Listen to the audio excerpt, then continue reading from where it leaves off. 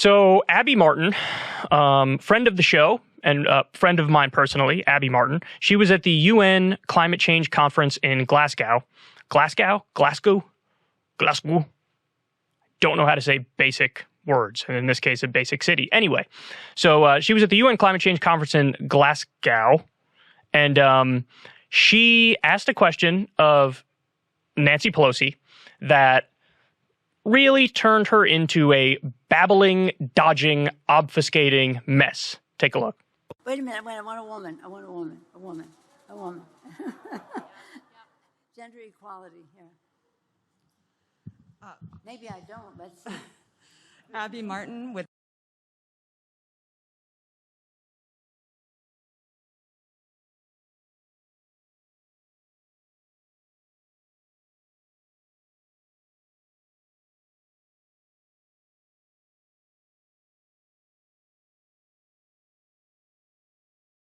the Empire Files. Speaker Pelosi, you just presided over a large increase in the Pentagon budget. This Pentagon budget is already massive. The Pentagon is a larger polluter than 140 countries combined. How can we seriously talk about net zero if there is this bipartisan consensus to constantly expand this large contributor to climate change, which is exempt from these conferences? Military is exempt from climate talks. Well, I just want to use an example if I can. You know, the sea level rise is an important part of, what's happening to the climate. And I am not a defense person, but I've had so many talks with the Defense Department, with the Navy in particular, about how they have to respond to what's going on. So I really do think that there is no reason why what we're putting together, with Build Back Better and other things can't respond to the Defense Department and have the same impact in terms of reducing emissions. And I do think that the Defense Department is very much aware of the fact that they have to play a major role, both from a strategic as well as, for the good of the world. So I don't see what we're doing in any way or, increasing the defense budget as being something that's inconsistent with climate action. I really don't. And may I just add that the national security advisors all tell us that the climate crisis is a national security matter. It is, of course, a health matter for our children, the water they drink, the air they breathe, etc. It is a jobs issue between clean technologies being the future of our workforce and the training for all of that. It is a national security issue because of the all of the conditions that climate crisis produces. I won't go into all of them, but they are cause for migration, conflict over habitat and resources. So they turned into Neo from the Matrix. Dodge the question however I can. They talked about national security, national defense, military preparedness. She didn't ask you about that. She didn't ask you about that at all. Like, what's the idea here? Is the idea that somehow if we stop the military from contributing to climate change, then it would be impossible for the military to be prepared? I don't think so. We spend more than the next 12 biggest nations combined on the military, and most of them are our allies. It shouldn't be that difficult, or you certainly should put in the effort at least to transition the military to more renewable energy and technology.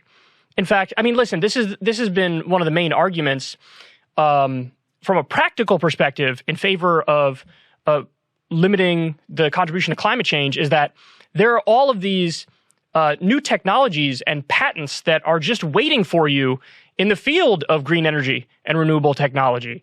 And that could be an area where we do the research and development and we get the patents, and it's phenomenal wealth creation. It would be really, really good for jobs, but it also would achieve the goal of limiting our emissions. And so when she asked you about, well, how can you, not include the military when talking about how to limit emissions when they're one of the biggest, if not the biggest polluters, you can't just dodge that and obfuscate and act like, well, something preparedness. something national security. No, I don't know if you know this, but it's not like climate change as it's happening, it exempts the military from making it worse. It's going to continue to get worse and worse, and they don't care where the emissions, Mother Nature doesn't care where the emissions are coming from. We just know that the emissions are coming, and it's making everything worse. So, and by the way, you want to talk about preparedness and national security. I mean, we are making us less safe because now, because of climate change, there are going to be wars over water, for example. It destabilizes the planet when it affects food production, when it affects crops. There's drought and there's famine. And there's also, by the way, going to be a colossal migration crisis, the likes of which we've never seen before. I mean, you think the situation from Syria was bad or the current situation in Iraq is bad. I mean, it'll be nothing compared to when the Middle East is literally uninhabitable because it's too hot for humans to live there. So, you know, even to people who are on the right, who are vehemently anti-immigration, I would plead with them, if this is something you care about, number one on your list should be we have to, you know, get off of dirty energy so that we can prevent the inevitable migration crisis, which is going to happen. And by the way, it's going to happen sooner rather than later. It'll happen certainly by the year 2100, but probably by 2050, 2060 or something like that. So even if like that's your issue, you should care deeply about this. So they just, God, they're so intellectually bankrupt. It's not like they didn't understand the question that Abby was posing. They understood the question. They understood it just fine, but they didn't have an answer.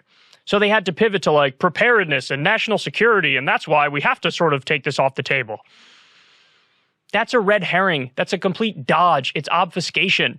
And they know that. And by the way, you want to hear something incredibly cringy? That was like Gender Day at the climate change conference.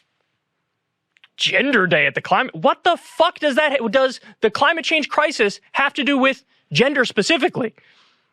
Nothing. In other words, it was virtue signaling day at the climate change conference. And I don't know if you saw it at the beginning there, but Nancy Pelosi was like, "Can I get a female journalist, please? I'd like to get a question from a female journalist specifically." Oh shit, not you. You actually ask good questions. God damn it. So there you have it. Credit to Abby Martin. She's great at this. But see, this is what happens when you get good questions from good journalists pointed at powerful people. The powerful people end up looking like idiots, or end up looking like they're totally ignorant, or end up looking like, misleading sophists, because they are those things. They are those things. So, I mean, you have to address this issue, and you have to address it from the top down. We're talking about the goals that we're talking about, like the Paris Climate Agreement. That's nowhere near enough. It's nowhere near enough. And we are moving towards oblivion quicker than anybody could have predicted previously. And that's the scariest part of climate change, is that every time a new report comes out, it says like, oh, this is worse than the worst case scenario yet again. And it's not like our politics moves in relation with that at all. By the way, Nancy Pelosi was just in the news because she officiated a wedding for an oil heiress. I think the name, like, I guess her daddy or granddaddy is a billionaire. And Nancy Pelosi officiated her wedding. Her last name, Getty. Getty, the gas station, the company. So they're hobnobbing with the elites, as because of the elites, everything's burning down and going to hell. I mean, that's just a perfect encapsulation of the way the system works. And with these people running it, we're never going to fix it. And honestly, it's not even about the individuals. It's about the incentives in the system. That's the real problem. The reason why we can't, effectively fight back against climate change in any serious way is because just like how Wall Street owns the system, just like how the military industrial complex owns the system, the dirty energy industry owns the system too.